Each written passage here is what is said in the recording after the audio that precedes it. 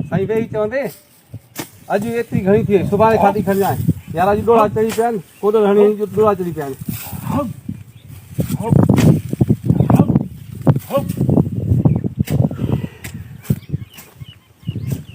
अचाला हले तो हथ तू वर पी मुखे मां क्यों तकरी ना पियो कम कर मां ई मतो तकिया से जुदा जुदा किथे पहुतो आ हल हट ओय हो अचाला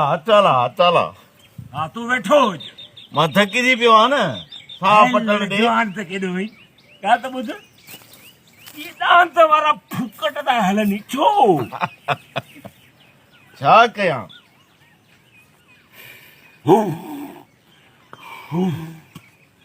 तूं त